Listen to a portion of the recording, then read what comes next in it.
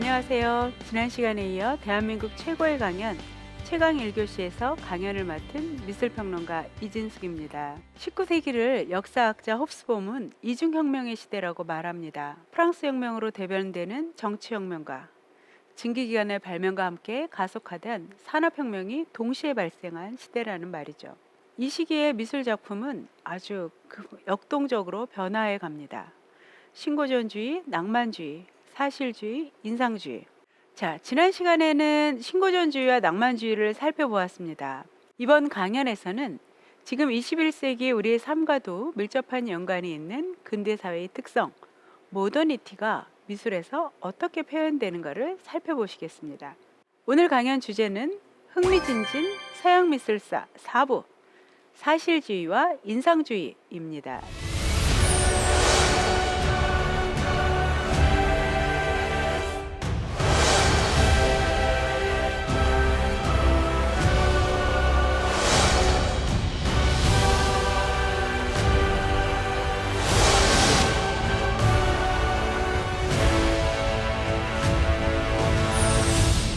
지난 시간에 살펴보았죠. 들라크루아가 그린 민중을 이끄는 자유의 여신이란 그림이 배경이 됐던 1830년에도 혁명이 일어났음에도 불구하고 노동자와 농민들에게는 투표권이 여전히 없었습니다. 그래서 결국 1848년 다시 봉기가 일어나게 됩니다. 역사화가 메소니에가 그린 모르텔리 거리의 바리케이드 1848년 6월이라는 제목의 그림에서 그린 것처럼 많은 사람들이 이번에도 희생되었습니다. 그리고 마침내 노동자 농민들에게도 투표권이 주어졌죠. 이것은 미술계를 포함한 문화계 전반에 큰 변화를 일으켰습니다. 1848년에는 살롱전에 장 프랑스와 밀레가 그린 농민 그림이 등장했습니다. 분위기가 달라지고 있다는 것을 보여주는 일이었죠. 키즈를 하는 이 그림은 프랑스 정부가 직접 구매를 하기도 해서 밀레는 이제부터 서서히 농민 화가로 유명해지기 시작합니다. 그리고 1850년 살롱전에도 밀레는 지금 보시는 이 씨 뿌리는 사람이라는 작품을 출품했습니다. 농부에게 영웅적인 면모를 부여한 작품입니다. 씨 뿌리는 사람의 포즈가 매우 박력이 있어서요. 그 씨앗이 그림박 현실에도 뿌려질 것 같습니다. 물론 종교적인 성격도 읽을 수 있어요. 하늘의 미랄이 떨어져 땅에서 썩지 아니하고 라는 성경의 구절을 떠올리실 수도 있습니다. 자, 이렇게 농민 같은 평범한 사람들이 그림의 주인공이 되는 그림들이 등장을 했는데요. 1850년 살롱전의 진짜 스타는 단연코 꾸르베였습니다. 그의 작품은 모든 사람들을 충격에 빠뜨렸습니다. 가로 크기가 663cm, 그러니까 거의 7m에 육박하는 아주 압도적인 크기의 작품이죠. 이 정도면 대단한 주인공이 등장하는 역사화가 되어야 될 그림의 크기였습니다. 그림은 장례식이라는 이름이 붙어 있었는데요. 누구의 장례식을 그린 그림일까요? 사실 꾸르베는 이 작품이 고향인 오르낭에서 벌어진 장례식에 참석하고 나서 그렸다고만 말할 뿐 누구의 장례식인지 밝히지 않았습니다. 그러니까 감상하는 사람 입장에서는 어떻게 되는 거냐면 초성집에 가서 곡을 하는데 정작 죽은 이가 누군지도 모르는 좀 황당한 상황이 펼쳐지는 거예요. 슬퍼지려다 뻘쭘해지는 그런 경우이겠죠. 장례식이라는 주제를 다뤘기 때문에 이 작품은 흔히 매너리즘 시대의 대표 작가인 엘 그레코의 오르가스 백작의 매장이라는 작품과 비교가 되곤 합니다. 그림 속에 오르가스 백작은 갑옷을 입고 있는 사람인데요. 그는 성 스테파노스와 성 아우구스티노스의 품 안에서 임종을 맞이했습니다. 사람들은 그의 죽음을 슬퍼하고 있죠. 장례식에 참석한 사람들의 표정을 좀 보실까요? 엘 그레코의 그림에서는 몇몇 인물들이 고개를 들어서 하늘을 쳐다보고 있습니다. 하늘에서는 심판이 이루어지고 있죠. 성모 마리아와 세례 요한이 나서서 백작을 적극적으로 옹호하고 있습니다. 아마 백작은 천국에 갈 것 같아요. 그러나 꾸르베의 그림에서는 천상 부분이 사라졌습니다. 죽음 이후에 벌어지는 일에는 관심이 없다는 말입니다. 애도 또한 사라진 것 같습니다. 사람들은 뻣뻣하고 무관심하고 다소간 냉랭한 표정 혹은 그냥 수건으로 얼굴을 다 가리고 있는 상황입니다. 죽음에는 관심이 없고 유산이나 이런 남아있는 세속적인 문제에만 관심을 가진 건 아닐까요? 역사학자 유발 하라리의 말은 이 대목에서 매우 흥미롭습니다. 이렇게 이야기를 하죠. 내세를 의심할 때 인류는 불멸이 아니라 세속의 행복을 쫓게 된다. 즉 사후세계에 대한 관심이 사라지게 되면 이제 사람들은 세속적인 삶, 이곳에서의 삶에 관해서 더 많이 관심을 갖게 된다라고 이야기를 합니다. 사실 1848년 이후 집권한 나폴레옹 3세, 즉 나폴레옹의 조카죠. 나폴레옹 3세는 라이시테에 더욱 박차를 가하게 됩니다. 혁명 이후 프랑스 사회를 지탱하는 두 핵심 이념을 우리 똘레랑스와 라이시테라고 할 수 있는데요. 똘레랑스는 우리 잘 알고 계시죠? 타인에 대한 존중입니다. 타인의 취향에 대한 존중이기도 하고, 그리고 좀 독특한 취향을 가진 혹은 독특한 개성을 가진 사람에 대한 관용적인 태도를 의미합니다. 원래 그 기원은 뭐냐면 타 종교에 대한 관용입니다. 프랑스는 16, 17세기에 종교 갈등으로 많은 피를 흘린 역사를 가지고 있었습니다. 그 피 흘린 역사의 결과는 뭐냐 하면 서로 다른 종교와 서로 다른 생각을 가진 사람들이 공존해야 되겠다. 그러면서 선택한 태도가 바로 똘레랑스입니다. 라이시테는 우리나라 말로는 세속주의 정도로 번역이 될 수가 있는데요. 정교 분리의 원칙을 의미합니다. 다시 말해서 종교가 정치, 경제, 문화를 지배하는 것을 거부한다는 말입니다. 이 똘레랑스와 라이시테라는 태도 덕분에 프랑스는 활발한 예술적 실험이 가능해졌고, 덕분에 프랑스는 세계문화예술의 중심지가 될 수 있었습니다. 꾸르베도 이렇게 이야기합니다. 나는 이상도 없고 종교도 없다. 꾸르베의 사실주의가 갖는 가장 큰 의미는 이런 세속주의로의 박차를 가했다는 점입니다. 오르낭의 장례식에서는 죽음 이후의 세계에는 관심이 없고 오로지 장례식을 거행하는 현세의 사람들에게만 관심이 있는 듯이 보입니다. 또 꾸르베는 이 유명한 말을 남겼어요. 내게 천사를 보여다오. 그러면 천사를 그리겠다 라고 말을 했는데요. 이 말은 정말 사실주의 정신을 대변합니다. 지금 여러분들이 보시는 그림은 안녕하세요 꾸르베시라는 유명한 작품입니다. 꾸르베가 여행자 차림으로 이 그림에서는 등장을 하고 있어요. 그리고 검은 수염이 뾰족한 이 사람이 꾸르베입니다. 그가 후원자인 알프레드 브리아스와 하인 칼라스를 만나는 장면입니다. 방금 꾸르베가 타고 내린 마차는 화면의 오른쪽으로 사라지고 있는 것이 보입니다. 여행복 차림의 꾸르베를 지금 브리아스가 마중을 나온 모습이에요. 원래의 제목은 만남이라는 아주 소박한 제목이었습니다. 사실 화가에게 후원자야말로 진짜 천사가 아닐까요? 아마도 꾸르베는 자기를 도와주고 있는 천사를 만났다고 생각할 수도 있었을 거예요. 그런데 이 그림은 다른 사람들에겐 상당히 불쾌했었나 봐요. 어떤 점이 불쾌했었냐 하면 전통적인 예술가와 후원자의 관계는 후원자가 우위에 있었습니다. 대부분의 지금까지 후원자들은 다 누구였냐면 왕이나 귀족, 교황 같은 사람들이었기 때문에 화가들이 그 앞에서 겸손하게 인사를 드려야 되는데요. 이 그림에서는 거꾸로 꾸르베가 고개를 살짝 들고 있고 그 다음에 후원자인 브리아스가 모자를 벗어서 인사를 하는 포즈를 취하고 있었습니다. 그러니 후원자가 화가에게 먼저 인사를 한다라는 의미에서 안녕하세요 꾸르베씨라는 조롱조의 제목이 붙었는데요. 그게 이제 굳어져서 우리는 모두 그냥 안녕하세요 꾸르베씨로 알고 있습니다. 화가가 천사가 아닌 후원자를 만나는 평범한 일상의 장면, 이런 평범한 일상을 주제로 했기 때문에 이 그림은 비난을 받은 거죠. 사실 천사를 그리지 않아도 삶에는 그릴 것이 아주 많았습니다. 주어진 현재의 삶에 대한 관심의 증폭은 단순히 미술에서의 일만은 아니어서요. 문학에서는 이미 발자크 같은 사실주의 작가가 등장을 해서 인간 희곡이라는 어마어마한 시리즈의 글을 쓰고 있었습니다. 꾸르베도 자기가 생각하는 사실주의가 옳다고 생각을 해서요. 다른 사람들이 많이 이 사실주의를 배척을 했지만 1855년에는 리얼리즘관이라는 별도의 파빌리옹을 만들어서 전시를 할 정도로 강력하게 사실주의를 옹호했습니다. 그러나 꾸르베의 사실주의에는 매우 강력한 경쟁자가 있었습니다. 그 경쟁자는 그의 삶을 파괴시켰습니다.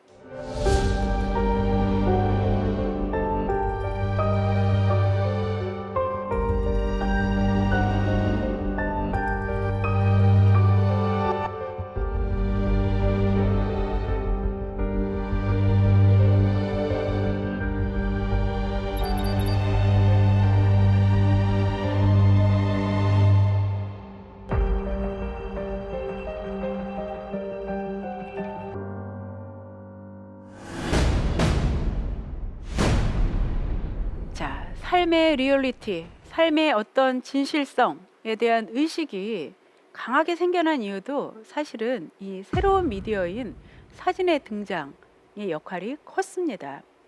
지금 여러분이 보시는 것은 다게르가 찍은 템플대로라는 1838년에 찍은 사진입니다. 평범한 거리를 찍은 것 같아 보이지만 여기에 인류 최초로 사진에 찍힌 사람의 모습이 등장합니다. 그는 잠시 길에 있는 자동 구두 닦기 위해 발을 올려놓고 있다가 사진에 찍힌 거예요. 사진이라는 이 새로운 시각 매체는 지금까지의 모든 회화적 관행에 대해서 의구심을 갖게 만들었습니다. 왜냐하면 우리가 알고 있는 대부분의 훌륭한 화가들도 보지 못한 장면들을 상상해서 그렸기 때문입니다. 레오나르도 다빈치도 보지 못한 예수님과 12제자를 최후의 만찬이란 그림 속에서 그렸습니다. 다비드 역시 보지 못한 호라티우스 가문의 형제들을 그렸습니다. 다 모델을 관찰하고 자기 스스로 구성해서 그린 그림이죠. 좀 더 열심히 관찰을 하고 스케치를 했다 하더라도 아틀리에에서 재구성해서 그리는 게 화가의 일이었습니다. 심지어는요, 리얼리스트라고 자부를 했던 꾸르베조차도 오르낭의 장례식을 그릴 때 스튜디오에서 모델을 놓고 구성해 놓고 지금 보시는 것처럼 오르낭의 바이산이라는 배경 그림을 따로 그린 후에 합성하듯이 그렸어요. 그러나 사진은 눈에 보이는 것을 그대로 날 것으로 보여줍니다. 한때 꾸르베는 호기롭게 이렇게 이야기를 하기도 했어요. 오르낭의 장례식이 누구의 장례식이냐고 자꾸 물어보니까요, 꾸르베는 귀찮다는 듯이 자, 그거는 사실주의 이전에 있었던 바로 낭만주의 장례식이라고 호기롭게 말하기도 했습니다. 그러나 사진 앞에서는 낭만주의자건 리얼리스트건 모두 똑같습니다. 자, 왼쪽은 낭만주의자 드라크로아의 모습이고요. 오른쪽은 사실주의자 꾸르베 자신의 모습입니다. 사진 앞에서는 누구나 다 평등할 수 있습니다. 이 사진을 찍은 사람은 누구냐 하면 바로 펠릭스 나다르라는 사람입니다. 1860년대에 나다르는 많은 초상 사진을 찍었어요. 그리고 그가 찍은 사진을 우리가 지금도 보고 있습니다. 이 뉴미디어인 사진의 등장은 많은 것을 바꿔놨어요. 일단 이렇게 초상 사진들이 유행을 하게 되면서요, 초상 화가들이 직업을 잃게 되었습니다. 또 미술 아카데미, 즉 미술대학을 나온 많은 화가 지망생들이 이제 스스로 화업을 포기하고 사진 작가가 되는 일도 꽤 있었습니다. 그러나 여전히 그림을 그리는 것을 고집했던 화가들에게는 본다는 것, 그린다는 것, 그 자체에 대한 진지한 성찰을 유도했습니다. 이 그림은 클로드 모네가 그린 카푸신대로입니다. 지금 맨 오른편에 실크햇을 쓴 두 명의 남자가 발코니에서 몸을 빼고 거리를 구경하고 있습니다. 파리는 메트로폴리스라는 거대 도시로 변화해 가고 있었어요. 신식 건물이 생겨 있고 그리고 거기에 많은 군중들이 모여든 모습을 구경하고 있습니다. 그런데 그들이 몸을 빼고 구경하는 이곳이 어디냐 하면 바로 이 건물 3층에 있던 나다르의 스튜디오입니다. 나다르는 본인이 스스로 사진을 찍는 사람이었지만 새롭게 변화하고 등장하는 회화에 새로운 젊은 작가들에 대해서 후원을 아끼지 않았습니다.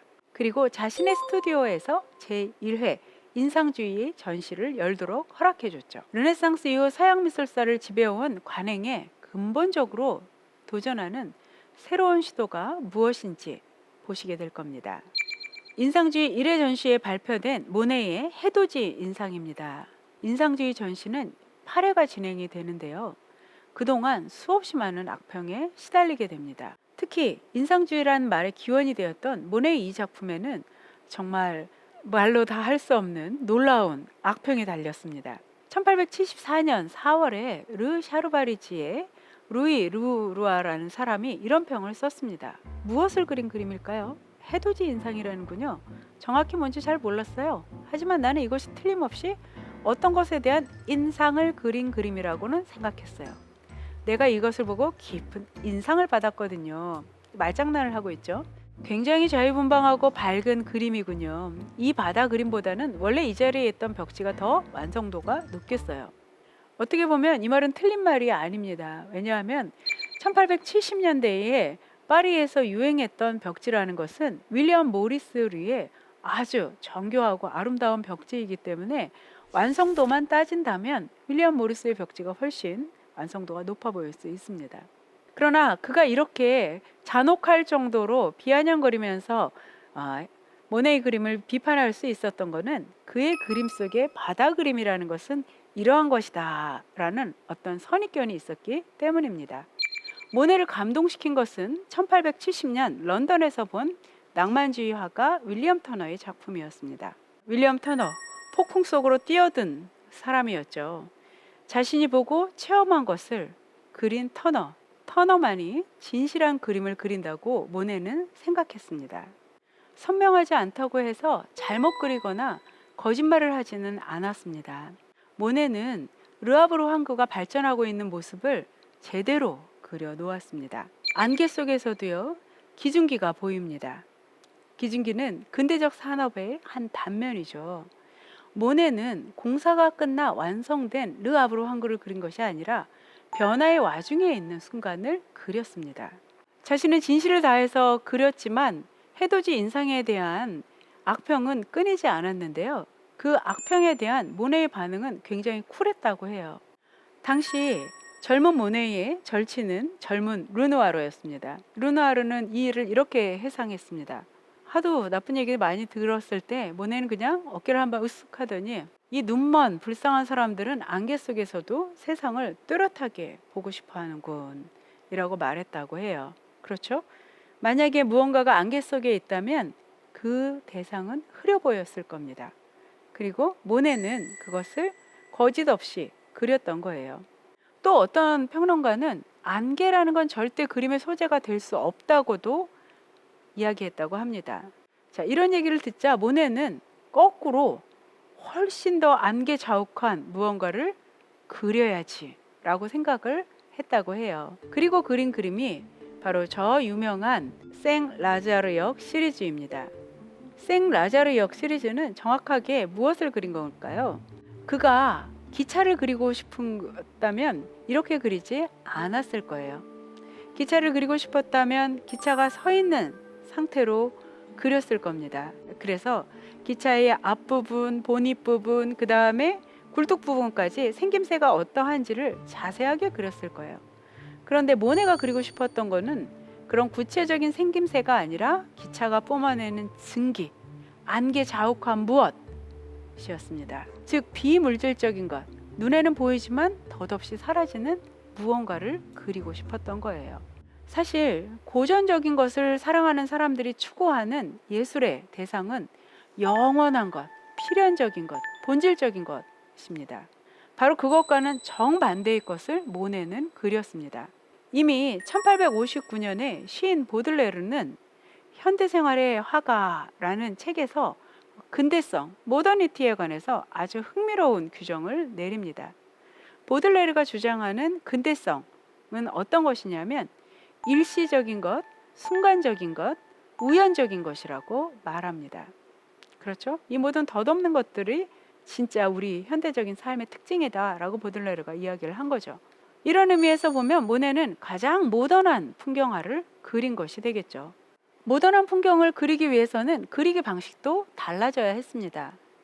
지금 여러분들이 보시는 이 그림은 마네가 그린 보트 스튜디오에서 그림을 그리는 클로드 모네라는 1874년 작품입니다. 우리 미술사에서 이름이 비슷해서 헷갈려요. 마네가 있고 모네가 있습니다. 자, 모네는 지금 공부를 하시는 인상주의자고요. 마네는 이 인상주의자들보다 먼저 등단을 해서 논란이 됐던 작가입니다. 그가 그렸던 모든 그림들, 풀바디의 점심 식사라든가 올랭피아 같은 그림들은 더 이상 세상에는 비너스는 존재하지 않는다라는 것을 보여주는 그림이에요.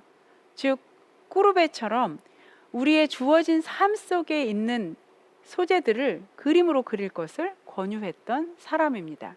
그리고 또 그리기 방식 역시도 고전적 방식을 완전히 재해석해서 현대적인 길로 나아갈 수 있는 방법을 제시했던 사람입니다. 자, 마네 역시 혼자 고군분투를 하고 있었는데요. 이제 모네를 위시해서 르누아르, 피사로 같은 젊은 작가들이 인상주의라는 이름으로 대거 등장을 하자 그들에 대한 물신양면의 지원을 아끼지 않았습니다. 마네는 젊은 화가들이 그리는 방식에 대해 굉장히 관심이 많이 있었습니다. 마네의 이 그림은 인상주의자들이 어떻게 작업하고 있는가를 보여주는 그림입니다. 인상주의자들은 스튜디오 안에 머물지 않고 스튜디오 밖에 나가서 자연광 아래에서 사물을 바라보면서 그림을 그렸습니다. 그래서 이들을 외광파라고 불렀습니다. 말 그대로 외부의 광선에서 그림을 그리는 사람들이라는 의미죠. 인상주의 이전에는 밀레와 같은 바로비정파 화가들이 이 외광파의 선구자로 여겨졌습니다. 밖에서 자연광 아래서 그림을 그린다는 것은 자신의 눈으로 자연을 관찰하고 그 현상을 본대로 그리겠다는 의지를 드러내는 말입니다. 그들은 원근법이나 채색법 같은 학교에서 배운 모든 것들을 거부했습니다. 그래서 제가 농담조로 늘 이야기를 합니다. 아마 학벌이 가장 짧은 예술가들은 인상주의자들일 것이다. 그들은 아카데미를 아예 가지 않았어요. 그리고 스스로의 새로운 기법들을 만들어내가게 됩니다. 그리고 그들은 결국 성공하죠. 다시 해 뜨는 인상으로 잠시 돌아가겠습니다. 물에 비친 해 부분입니다. 보트에 스튜디오를 차려놓고 그림을 그릴 정도로 모네는 물을 잘 그렸어요. 그래서 물의 라파엘로라는 별명을 얻게 되었죠. 떠오르는 햇살은 물 위에 어떻게 비칠까요? 바닷물이 출렁임에 따라서 그 빛도 이렇게 흔들릴 것 같습니다. 멀리서 보면 그 떠오르는 일출이 바다에 비쳐서 출렁출렁 하는 모습처럼 보이지만 가까이 가서 보면 이렇습니다. 이렇다는 건 어떤 거냐 하면 지금 보시는 것처럼 물감을 몇 번 히뜩히뜩히뜩하게 발라놓고 끝났다라는 얘기예요. 가까이서 보면 디테일이 굉장히 부족해 보이지만 멀리서 보면 물이 출렁거리는 것처럼 보입니다. 이것은 모네가 그린 다른 물 그림입니다. 모네뿐만이 아니라요, 인상주의자들은 물을 매우 사랑했습니다. 생강 주변에 모여들어서 물을 그렸죠. 그들이 물을 사랑하는 이유는 물이야말로 바로 빛과 색의 작용을 잘 보여주는 소재이기 때문입니다. 인상주의자들은 색이 고정된 것이 아니라 빛의 조건에 따라 달라 보이는 상대적인 것이라고 생각했어요. 예를 들어서 어떤 붉은색이 있다고 가정을 해봅시다. 이 붉은색을 어둠 속에서 볼 때하고 햇빛처럼 아주 환한 빛에서 볼 때하고 다르게 보일 거예요. 또 붉은색 옆에 검은색이 있을 때랑 붉은색 옆에 초록색이 있을 때, 그리고 붉은색 옆에 흰색이 있을 때 그 느낌이 또 다릅니다. 그래서 색은 빛의 조건에 따라 그때그때 달라 보이는 그런 것이라고 생각을 했죠. 물은 이런 색의 상대성을 보여주는 좋은 수단이었습니다. 자, 이전 시대의 화가들은 물을 그릴 때 어떻게 그렸냐면요, 팔레트에서 아예 물감을 다 섞어서 한 가지 색깔을 만들어 놓고 그것을 펴바르듯이 발랐습니다. 그런데 모네는 소위 시각적 혼합 방식을 택했어요. 팔레트에서 물감색을 다 섞지 않고 자기가 가지고 있는 물감의 색을 캔버스 위에 이렇게 덧칠을 하듯이 그려 나갔습니다. 그래서 붓질을 하나하나 셀 수 있을 듯이 그려져 있어요. 파란색 붓질, 올리브색 붓질, 분홍색 붓질, 흰색 붓질 등등이 다 보입니다. 이것들을 가까이서 보지 말고요. 좀 멀리서 떨어져서 보면은 잔잔한 물결이 흘러간 듯한 느낌을 줍니다. 물은 자기 색깔을 가지고 있는 게 아니라요. 세상의 모든 만물을 반영하고 있어요. 나무 밑에 물은 어둡고 저 멀리 분홍색 집은 물결의 반사체를 이루어서요. 분홍색 뉘앙스를 던져주고 있습니다. 이렇게 나무와 집들뿐만이 아니라 하늘의 푸른색은 물속에 또 그대로 들어와 있고요. 구름도 이곳에 들어와 있습니다. 그래서 모네의 물은 삼라만상의 물입니다. 그리고 서서히 흔들리고 있는 듯한 물결. 모네는 물 위에 부는 바람조차도 그릴 수 있었던 것 같아요. 흘러가는 물, 바람에 흔들리는 꽃들, 햇살에 반짝이는 정원 풍경, 그리고 진기를 뿜으며 지나가는 기차 등등. 큰 역사적 의미는 없지만 그래도 참으로 흥미로운 일상의 삶을 모네는 많이 그렸습니다. 모네가 많이 그렸던 이 증기기관차 생라자르역 풍경을 한 번 더 보셨는데요. 이 생라자르역 그리고 증기기관차에 관심을 보인 사람은 모네만이 아니었습니다. 마네도 지금 보시는 것처럼 빅토리아 뮤랭을 모델로 생라자르역이라는 그림을 그렸습니다. 그림의 내용이 매우 재밌습니다. 가정교사가 강아지와 어린 소녀를 데리고 산책을 나왔습니다. 자신은 읽던 책을 조금 더 읽고 있고요. 소녀는 아주 신기한 듯이 생라자르역으로 돌아오는 기차를 바라보고 있습니다. 여러분들이라면 아이를 데리고 기차를 구경하러 가실까요? 자, 이 시대는 어떤 시대냐면 기차도 볼거리였던 시대입니다. 모네, 마네뿐만이 아니라요. 까이부토의 그림 속에서도 많은 사람들이 이 생라자르역을 구경하고 있습니다. 지금 이 그림 속에 그려진 다리는 유럽교라고 불려지는 다리인데요. 에펠탑처럼 철로 만들어진 다리입니다. 그 다리 위에 한 노동자가 가던 길을 멈추고 무언가를 바라보고 있습니다. 이 그림에서는 똑같은 다리 위에서 실크잇을 쓴 한 신사가 또 멈춰서서 무언가를 바라보고 있습니다. 이들이 바라보는 것이 바로 모네가 증기기차를 그린 생라자르역입니다. 참 기차 구경 많이 하고 있죠. 기차 구경뿐만이 아닙니다. 까이보트의 그림 속에는 정말 구경꾼들 투성입니다. 1875년에 그려진 젊은 남자도, 1880년에 그려진 좀 더 나이 든 남자의 그림에서도 모두 발코니에 나와 거리를 보고 있습니다. 자, 이 남자들이 바라보고 있는 것은 어디냐? 바로 오스망 대로입니다. 지금은 라파에트 백화점이 자리 잡고 있는 번화가죠. 그때나 지금이나 크게 달라진 게 없는 것처럼 보이기도 합니다. 오스망 대로에 눈이 내린 풍경입니다. 눈이 온 날은 이런 풍경을 그 남자들은 보았던 것 같아요. 이 시기가 어떤 때냐 하면 대대적으로 파리 시가지가 정비가 되던 때입니다. 나폴레옹 3세는 과도 많고 공도 많은 사람이었어요. 나폴레옹 3세의 공 중에 하나는 뭐냐 하면 바로 오스망 남작에게 명령해서 파리에 시가지를 대대적으로 정비한 일이었습니다. 그래서 지금 우리가 보고 있는 파리의 얼굴이 이때 거의 다 만들어집니다. 도시개발로 거주지와 대형 상가가 생겨나게 됩니다. 특히 철학자 발터 베냐민은 이때 생겨난 아케이드에 대해서 분석을 하면서 이제 근대사회의 가장 중요한 특징으로 스펙터클을 이야기를 하고 있습니다. 근대사회는 점점 볼거리가 되어가고 있고요. 근대사회의 가장 중요한 인간의 감각은 시각이다 라고 이야기를 하고 있습니다. 그리고 인상주의자들이 그려 나간 것은 바로 이런 근대적인 도시, 볼거리가 되고 있는 도시가 탄생하는 모습이었습니다. 세상은 진정 이전 시대에는 보지 못했던 볼거리로 가득 차고 있었죠. 인상주의 화가 피사로가 그린 밤의 몽마르트 대로입니다. 가로등이 환하게 켜져 있는 파리의 모습도 놀라운 볼거리였죠. 이런 대도시의 야경이야말로 모던 사회의 새로운 모습입니다. 자, 시인 보들레르는 일찍이 이렇게 얘기를 했어요. 제발 더 이상 고전에서 이야깃거리를 찾지 마라. 캐캐묵은 고전적인 영웅담 그리지 마시라 라고 요구를 했습니다. 그리고 뭘 하라고 얘기를 하냐면 현대 생활의 영웅주의를 발견하라고 요구를 했어요. 지금 이 시대를 살아가는 사람들도 충분히 그림의 문학의 대상이 될 수 있다라는 얘기죠. 그들도 영웅이 될 수 있다라는 얘기예요. 그리고 이 평범한 사람들은 소설 속에 그리고 그림 속에 주인공이 되기 시작했습니다.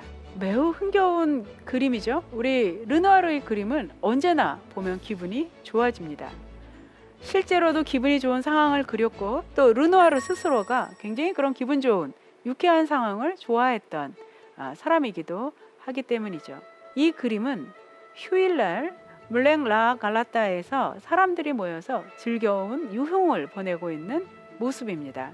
모두 다 짝을 맞춰서 춤을 추고 있어요. 짝이 없는 사람들도 곧 짝이 생길 것 같습니다. 지금 동그라미를 쳐놓은 이 여자들은 재봉사 자매입니다. 잔과 에스텔이고요. 그녀들에게 다정하게 말을 걸면서 혹시 시간이 있냐고 물어보는 듯한 이 남자들은 누구냐 하면 르누아르의 동료였던 화가들입니다. 피에르 라미, 노베르 고네트, 그 다음에 모제르슨, 조르주 리비에르 같은 동료 화가들의 모습을 볼 수가 있습니다. 젊은 시절 그들은 서로가 서로에게 모델이 이렇게 되어 주었던 거죠. 이 사람들은 정말 성인도 역사적인 인물도 심지어는 유명인들도 아닌 그저 평범한 사람들의 어느 평범한 일요일이기도 했습니다. 그들은 밝고 빛나고 행복하고 싶었습니다. 바로 이런 장면을 그리는 것이 현대생활의 영웅주의였습니다. 자, 그로부터 한참 뒤에 20세기 초반에 파리에 왔던 오스트리아의 문인 스테판 츠바이크는 깜짝 놀랍니다. 파리를 보고 정말 놀라요. 그가 쓴 어제의 세계라는 책에서 파리에 관해서 그는 이렇게 표현을 해놓습니다. 파리에서는 어디서나 평등하고 명랑한 삶이 있었다. 그냥 여기저기를 어슬렁거리고 다니는 것만 해도 즐거운 일이었고 동시에 쉬지 않는 공부이기도 했다. 모든 것이 누구에게나 개방되어 있었기 때문이다 라고 이야기를 합니다.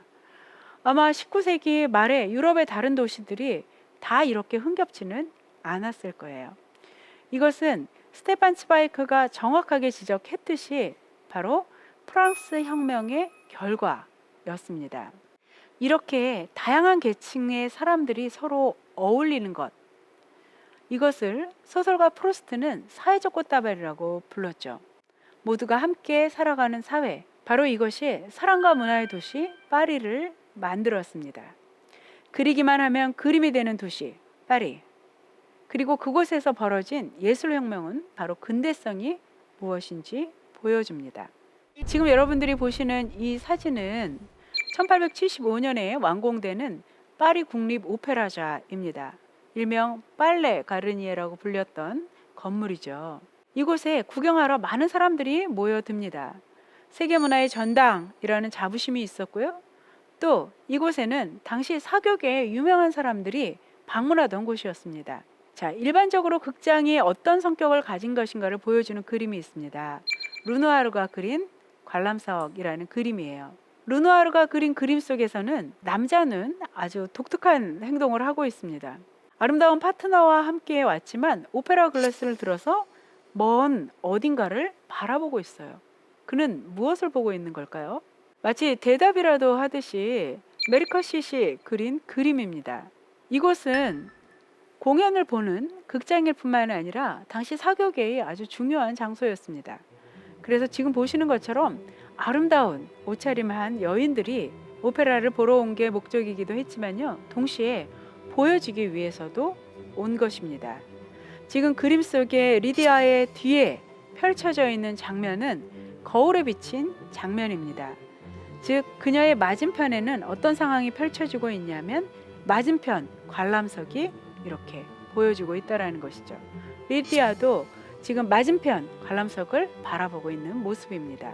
메리커시시 그린 다른 그림은 아주 중요한 지점을 보여줍니다. 전면에 검은 옷을 입은 여인은 무대를 바라보고 있는데요. 저 그림 깊숙한 안쪽에 민머리 남자가 그녀를 오페라 글라스를 끼고 바라보고 있습니다. 그가 그녀를 구경하고 있는 모습을 우리 관람객이 또 보고 있습니다. 이 그림에는 그러니까 세 개의 시선이 있는 거고 세 명의 구경꾼이 있는 것입니다. 이런 시선의 상대성은 지금까지 우리가 미술사에서 당연한 것으로 여겨왔던 원근법의 허점을 여지없이 보여주게 됩니다. 이 그림 기억나시나요? 우리가 1부에서 원근법의 등장이라는 테마와 함께 다뤘던 마사초의 그림입니다. 우리는 원근법을 공부를 하면서 중세의 신중심의 사고를 넘어서 우리가 이제 인간 중심의 사상을 갖게 됐고 그것의 미술적 구현이 원근법이었다라고 공부를 했습니다. 그리고 이런 그리기 방식으로 세상을 좀 더 잘 재현하게 되었다라고 설명을 했습니다. 그런데 원근법은 치명적인 결점이 있었습니다. 그것은 뭐냐 하면 바로 소실점이 설정하는 인간에 관한 문제입니다. 소실점은 지금 여기에 초점을 맞춘 인간을 설정합니다. 모든 관람객은 이 그림을 잘 보기 위해서는요, 소실점에 초점을 맞추고 정확하게는 한쪽 눈을 감고 보아야 훨씬 더 입체감이 잘 살아나는 그림입니다. 그런데 어떤 인간도 이 그림 앞에서 영원히 서 있을 수 없어요. 그리고 유명한 그 뮤지엄에 가서 우리가 늘 겪는 경험들이 있잖아요. 모나리자를 보러 갔는데 모나리자는 못 보고 모나리자를 보는 사람들의 뒤통수만 보고 오는 경우들이 있습니다. 심지어는 그 소실점을 나의 초점으로 삼을 수도 없을 만큼 분주할 때가 있습니다. 한마디로 정리를 한다면 인간의 지금 여기는 늘 변화할 수밖에 없습니다. 그리고 우리 모두는 각자의 소실점을 중심으로 각자의 입장에서만 바라볼 수밖에 없습니다. 절대적인 진실이 아니라 상대적인 진실만이 가능하다는 이야기입니다. 그리고 이 무렵에 원근법은 유일한 바라보는 방법이 아니라는 것을 말해주는 새로운 시각이 소개되었습니다. 다시 마네의 그림을 한 편 보고 가시겠습니다. 자, 이 그림의 주인공은 바로 소설가 에밀 졸라였습니다. 에밀 졸라는 화가 폴 세잔의 친구였죠. 그리고 에드와르 마네가 올랭피아를 그려서 매우 곤욕을 치르고 있을 때 마네를 적극적으로 옹호해 준 사람이기도 합니다. 그래서 지금 그림 속에 보면 졸라의 책상 위에 올랭피아의 복사본이 이렇게 걸려 있습니다. 그 뒤에 있는 거는 마네가 매우 좋아했던 17세기 화가 벨라스케스의 그림도 보입니다. 그런데요, 우리의 흥미를 끄는 거는 바로 이 초상화에 그려져 있는 일본풍의 그림입니다. 두 점이 걸려 있죠. 하나는 풍경하고 하나는 사무라이를 그린 그림입니다. 이 시대는 바야흐로 제국주의 시대입니다. 메이지 유신으로 일본은 개항을 했고요. 일본의 목판화인 우키요에라는 값싼 미술품이 파리로 자연스럽게 들어오게 됩니다. 새로운 문화는 충격을 주죠. 일본의 우키요에라는 목판화는 원근법이 없어도 아름다운 그림이 가능하다는 것을 보여주었습니다. 새롭게 접한 동양 문화의 충격은 다양한 방식으로 그림 속에 표출되었습니다. 맨 왼쪽의 그림은 제임스 티소가 그린 일본식 병풍이라는 그림입니다. 일본식 병풍을 보려고 두 아가씨가 몸을 구부리고 있는 모습인데요. 사실 서양 여인들에게는 보기가 드문 자세입니다. 그래도 일본식 병풍을 보기 위해서 그녀들은 관심을 가지고 몸을 구부리고 있는 모습입니다. 사실 병풍이라는 것은 와식 생활에 적합한 물건이잖아요. 그래서 서양 여인들이 이렇게 낯선 포즈를 취하고 있는 모습을 보실 수 있습니다. 두 번째 그림은 제임스 휘슬러가 그린 도자기 나라에서 온 공주라는 그림입니다. 그들이 생각하는 도자기 나라는 바로 일본이었습니다. 지금 보시면 일본식 병풍 그리고 일본식 기모노를 입고 있습니다. 그런데 서양 화가들이요, 동양인을 그리는 건 쉬운 일이 아니에요. 그래서 지금 보시면 도자기 나라의 공주는 아주 서글서글한 서양인처럼 생겨 있습니다. 그리고 맨 끝에 있는 오른편에 있는 그림은 모네가 그린 바로 자기 부인 까미오 모네의 모습입니다. 까미오 모네가 일본풍 기모노를 입고 일본풍 부채를 들고 춤을 추는 듯한 포즈를 취하고 있습니다. 벽에 잔뜩 붙어 있는 것은 일본 부채인데요. 이런 것이야말로 값싼 일본식 기념품이 되겠죠. 그러나 이 부채에 모두 그림이, 정확하게 말하면 목판화가 찍혀 있었는데요. 이런 그림들이 보면 볼수록 충격적인 것이었던 겁니다. 그래서 이 일본 목판화에 대한 사랑은 지금 보시는 이런 작가들, 그리고 반 고흐에게도 큰 영향을 미치게 됩니다. 자, 이렇게 서양화의 틀 속에서 우키요에가 일본 문화가 어떤 충격을 주었는가를 표현한 작품도 있고요. 좀 더 후기에 가면 우키요에를 좀 더 내적으로 발전시킨 작품도 등장을 하게 됩니다. 지금 여러분들이 보시는 이 그림은 마리 카셋이 18세기 일본 장인인 기타가와 우타마루가 만든 게이샤라는 우키요에에서 힌트를 얻어서 그린 작품입니다. 우타마루가 만든 게이샤에서는 손수건을 입에 살짝 물고 있는 모습이 서양에 와서는 어떻게 바뀌었냐면 사랑의 편지를 쓰고 그 봉투에 조용히 침을 묻히는 여인의 모습으로 번역되었습니다. 메리커셋은 이 그림에서 의도적으로 원근법을 지워버렸어요. 책상이 삐뚤어져 있는 거 보이시죠? 그리고 매우 내밀하고 그 다음에 매우 화려하고 장식적이고 평면적인 그림을 그려서 우키요에에 담겨있는 기본적인 미학을 자기 것으로 만들었습니다. 원근법이 없어도 세상은 아름답게 그릴 수 있다라는 가능성을 이제 배워나가고 있는 중이었죠. 1893년에서 4년, 이 2년 사이에 모네는 루앙 대성당을 30여 점이나 그립니다. 이 성당은 11세기에 처음 기초가 놓여진 후에 16세기에 마무리된 아주 아름다운 성당이에요. 이 후기 고딕 양식의 성당에 깊이 매료된 모네는 처음에는 흐린 날 하나, 그리고 맑은 날 하나, 이렇게 두 개를 그리면 되겠다라고 생각하고 그림을 시작을 합니다. 그런데 그리다 보니까 이 작품이 30점이 넘게 그려진 거예요. 인상주의는 색깔이 고정된 것이 아니라 상대적인 것이라고 이해했습니다. 색은 빛에 따라 달라 보였습니다. 빛에 따른 색의 변화를 보여주기 위해서 의도적으로 같은 구도를 잡았고요. 이제는 원근법적인 구도니 뭐 이런 것들 다 염두에 두지 않았습니다. 이 건물의 가장 드라마틱한 부분인 파사드를 포착해서 그렸습니다. 그의 관심사는 어쨌거나 빛과 색의 관계였으니까요. 그러나 매 순간 달라지는 자연에서 받은 그대로의 인상을 그리기 위해서는 캔버스 두 개로는 어림도 없다는 것을 곧 깨닫게 됩니다.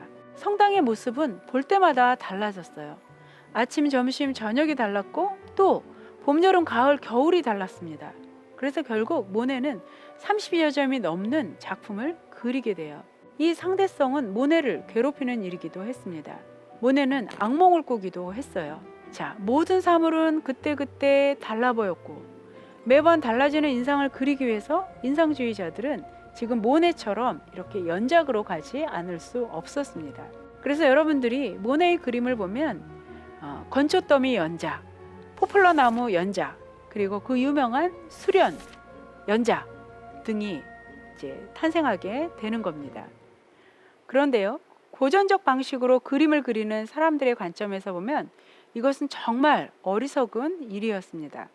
그들에게는 루앙 성당의 본질이 드러나는 단 하나의 장면이 그리는 것으로 충분했습니다. 그들은 자신이 그린 그림 속에 진실을 담는다는데 일말의 회의가 없었습니다. 회화의 주제는 당연히 신화, 종교, 역사 등 이미 다른 분야에서 검증된 내용이었죠. 그리고 또 원근법과 비례 등의 장치는 세계를 비추는 거울이 될 수 있다고 믿게 만들었습니다. 사실 이런 생각에는 아주 중요한 전제가 하나 깔려 있었습니다.